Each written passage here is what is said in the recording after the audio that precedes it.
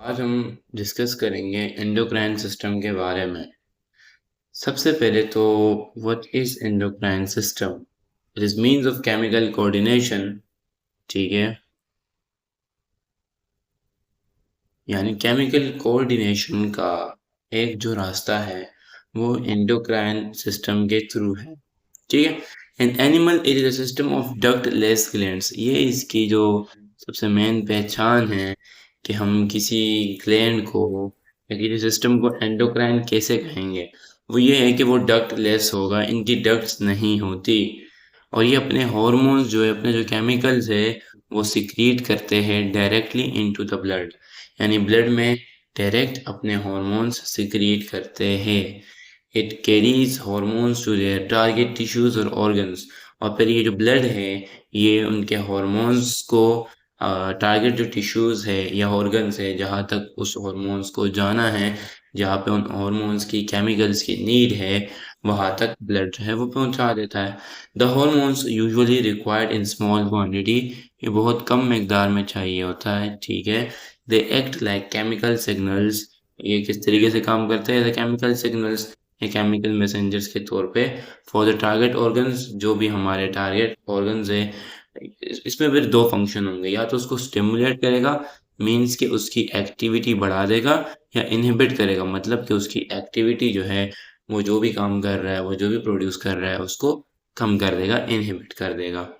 ठीक है, हमारे बॉडी में जो है वो इम्पोर्टेंट एंडोक्राइन्स जो है वो है pituitary gland, thyroid gland, pancreas, adrenal gland and gonads. ठीक है, गोनेड्स में फिर हमारे पास जो है वो इन मेल्स टेस्टिस आता है and in females ovaries. They are located in different location in our body.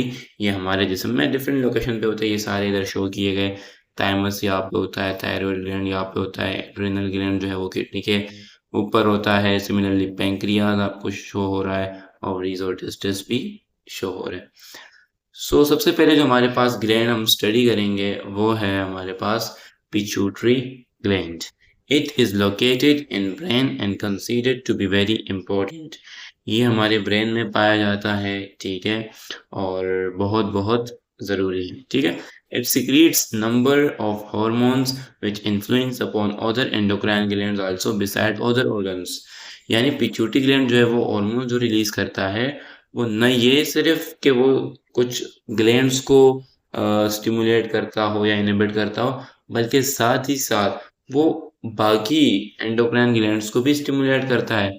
मतलब अगर हम जरा समझे तो पिट्यूटरी ग्लैंड जो है, एक दफा फिर मैं बात रिपीट कर दूं, पिट्यूटरी ग्लैंड जो है वो, उसका काम सिंपल ये नहीं है कि वो किसी और ऑर्गन को या किसी और बॉडी पार्ट को स्टिमुलेट करे, कि वो केमिकल्स रिलीज करे या वो अपना एक्टिविटी शो करे, बल्कि साथ ही साथ ये कुछ और एंडोक्राइन ग्लैंड्स, यानी ये खुद भी एंडोक्राइन ग्लैंड है और साथ ही साथ ये किसी दूसरे एंडोक्राइन ग्लैंड को भी स्टिमुलेट करता है। ठीक है, pituitary gland consist of two lobes in humans. फिर इसके दो हिस्से हैं या दो लोब्स है। ठीक है, दो लोब्स कहना ज्यादा बेहतर है। एंड एंटीरियर लोब, एक जो कि एंटीरियरली पाया जाता है। एंटीरियर का मतलब क्या है? आगे की तरफ, हमारे फेस की तरफ। ठीक है, और एंटीरियर पिट्यूटरी ग्लैंड, और इस इंटीरियर लोब को क्या कहते हैं? एंटीरियर पिट्यूटरी ग्लैंड कहते हैं। एंड अ पोस्टीरियर लोब, यानी ये थोड़ा सा लोकेशन वाइज अगर हम देखें इसको तो ये थोड़ा सा पीछे की तरफ होता है, यानी एंटीरियर आगे, पोस्टीरियर पीछे, और इसको पोस्टीरियर पिट्यूटरी ग्लैंड कहते हैं। फर्स्ट ऑफ ऑल हम बात करेंगे एंटीरियर पिट्यूटरी ग्लैंड के बारे में। It has number of hormone secreting sales. इसके अंदर जो है वो सेल्स होते हैं जो कि हार्मोन रिलीज करते हैं, जिन्हें हार्मोन सिक्रेटिंग सेल्स कहते हैं। काफी ज्यादा होते हैं। ठीक है, very big in number. It's important hormones and their effects with target organs are similar. अब इसके जो हार्मोन्स है उसके बारे में बताया गया है। ठीक है, कुछ 6 हॉर्मोन्स हैं और फिर उनके टारगेट ऑर्गन्स और इम्पोर्टेंट इफेक्ट्स के बारे में बताया गया है। ठीक है, सो हम एक बाय वन देखते हैं। सबसे पहले हमारे पास है एफएसएच, या जिसे हम फॉलिकल स्टिमुलेटिंग हार्मोन भी कहते हैं।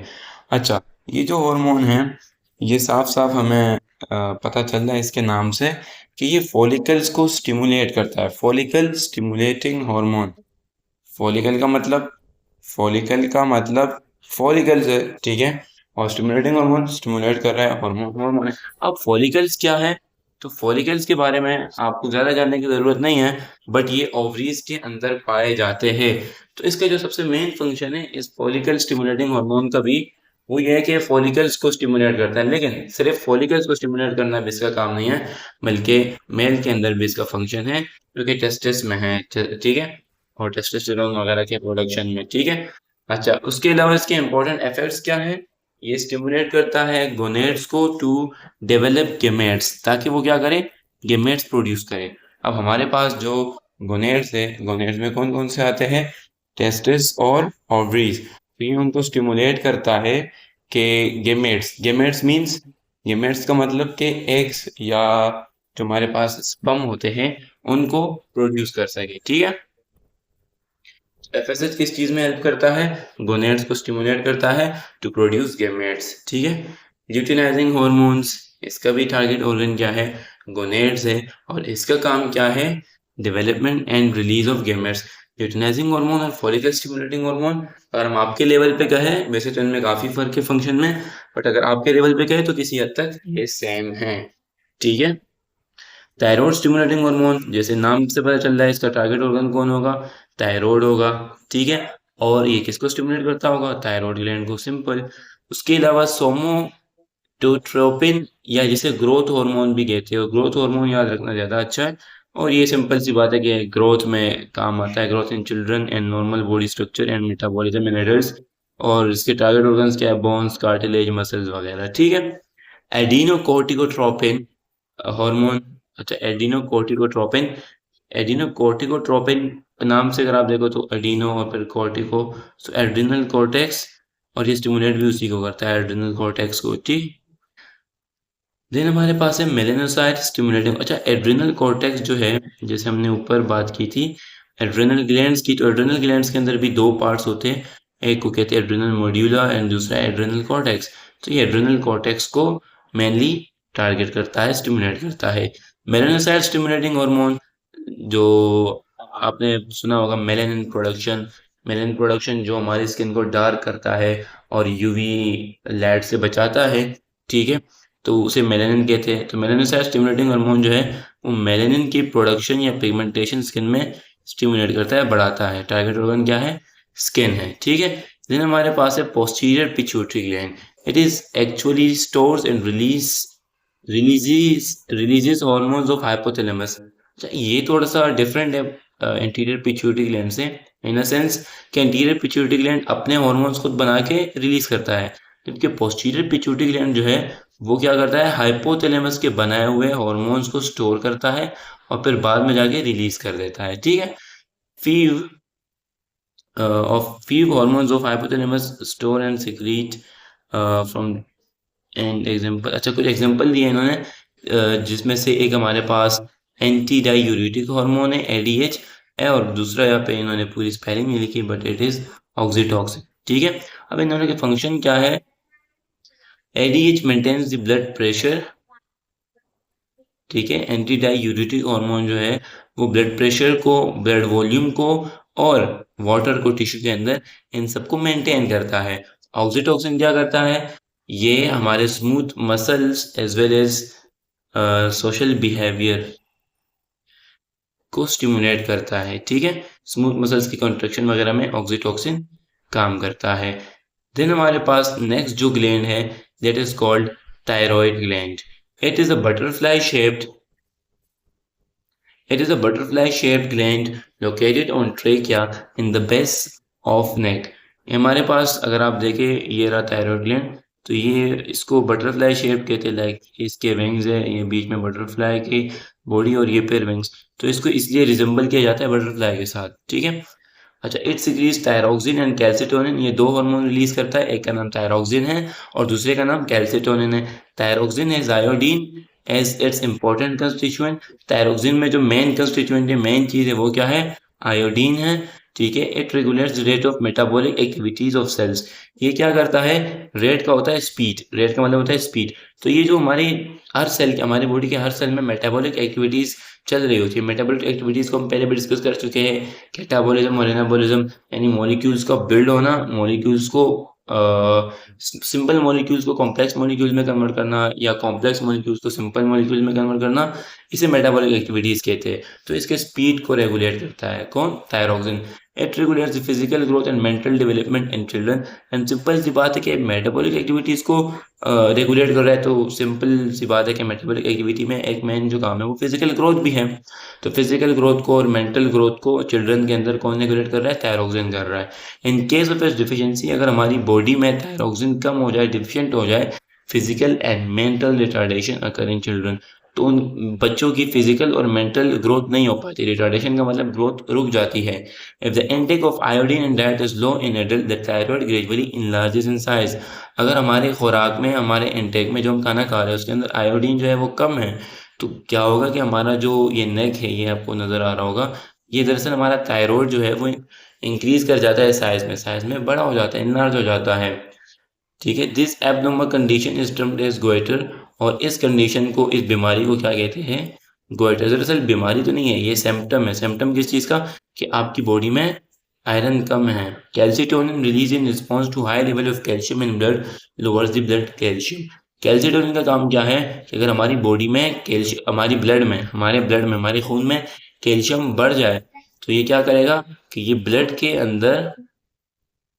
अंदर कैल्शियम कम कर देगा और बोन के अंदर बढ़ा देगा, ब्लड से लेके बोन में बढ़ा देगा, और उससे बोन वगैरह भी स्ट्रॉन्ग होंगे। ठीक है, so this was about thyroid gland. अब हम बात करते हैं पेंक्रियास के बारे में। Pancreas is about 6 inches long. कितना ये इसकी जो साइज है वो ये रहा आपके सामने। ये तकरीबन कोई 6 इंच लंबा होता है। लीफ लाइक, ये आपको नजर भी आ रहा है इसके अंदर, इस तरीके से बीच में से जो है वो जिसे पेंक्रेटिक डक्ट कहते हैं, आई थिंक, इफ हाँ पेंक्रेटिक डक्ट कहते हैं। और ये फिर बाहर का पूरा स्ट्रक्चर, तो ये पत्ते की तरह नजर आता है, इसलिए इसको लीफ लाइक कहते हैं। Located in the abdominal cavity, हमारे एब्डोमेन में, हमारे पेट में पाया जाता है। In between stomach and small intestine और स्टोमक के बीच में होता है। ठीक है, it is both exocrine as well as endocrine gland. अच्छा, पेंक्रियास जो है ये काफी इंटरेस्टिंग ग्लैंड है। क्यों? क्योंकि ये एक्सोक्राइन का भी काम करता है और एंडोक्राइन का भी। एक्सोक्राइन का कैसे? जिस तरह हमने ये शो की, ये पेंक्रेटिक डक्ट्स है, तो डक्ट्स का मतलब ये एंडोक्राइन तो नहीं है, क्योंकि इसके अंदर डक्ट्स है। और हमने कहा था कि एंडोक्राइन में क्या होते हैं? डक्ट्स नहीं होते। तो इसमें डक्ट्स है, मतलब ये क्या है?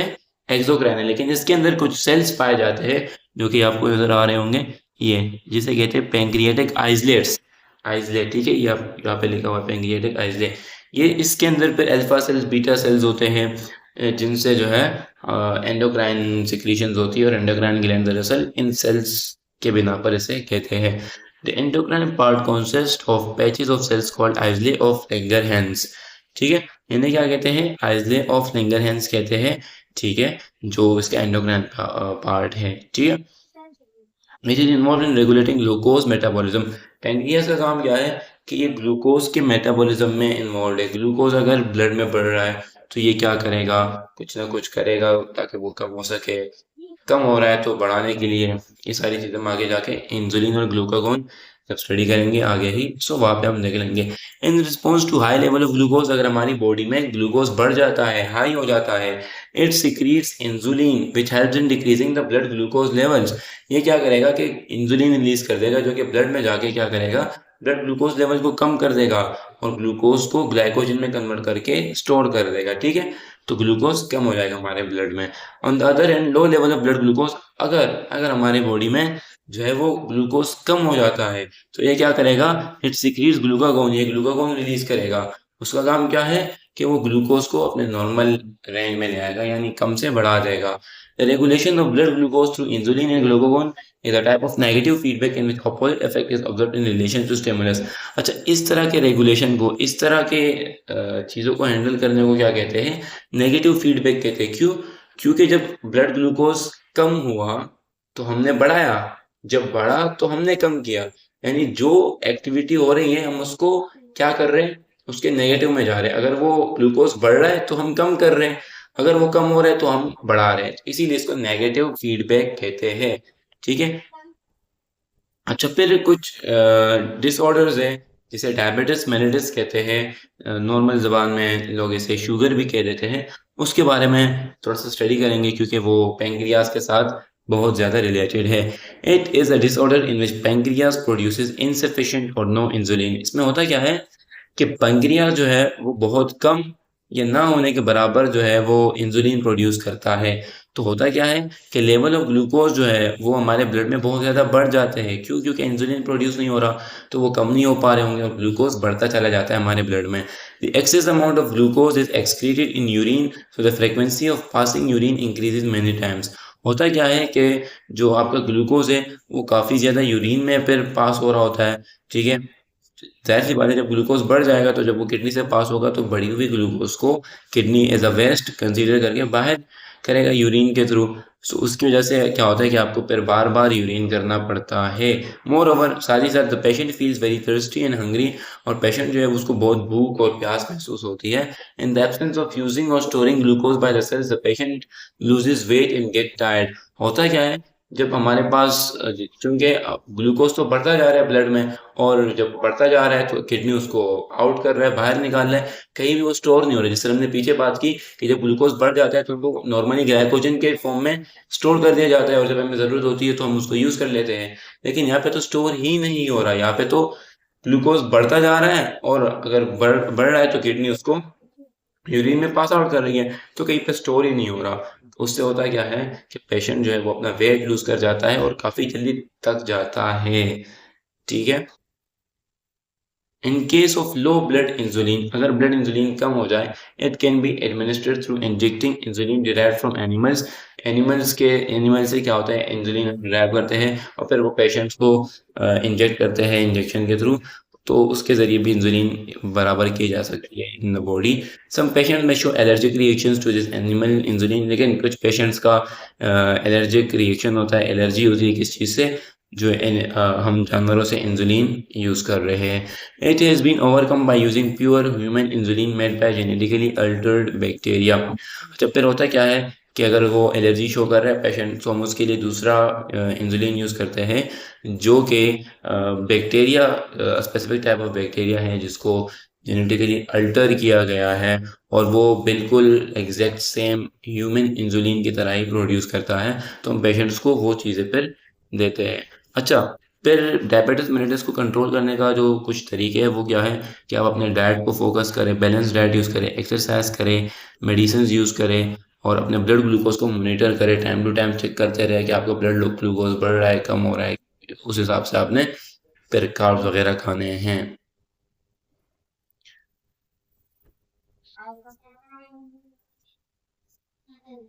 यहाँ पे ब्लड ग्लूकोज चार्ट है। नॉर्मली क्या होता है, अगर हम फास्टिंग पे, नॉर्मल पर्सन अगर रोजे पे है, फास्टिंग में है, खाना नहीं खा रहा, ठीक है, कुछ घंटों से उसने खाना नहीं खाया, तो वो 80 से 100 होता है काफ़ी, अगर टाइम तक हम ना खाए, mg पर डेसीलीटर। ठीक है, ये इसका यूनिट है। अगर खाना खा ले तो उसके बाद कितना होता है, 170 टू 200, 170 से 200 तक। 2-3 घंटे बाद खाने के कितना होता है, 120 से 140। इसी तरीके से अगर ग्लूकोज का मसला है तो नॉर्मली, मतलब वो फास्टिंग में है, वो काफी घंटे हो गए, उसको दिन हो गए कुछ ना खाते हुए, तब भी उसका 100 125 हो, क्योंकि ग्लूकोज लेवल उसका बढ़ा हुआ है। खाने के बाद 230 तक जाता है, और 2-3 घंटों बाद 160 तक।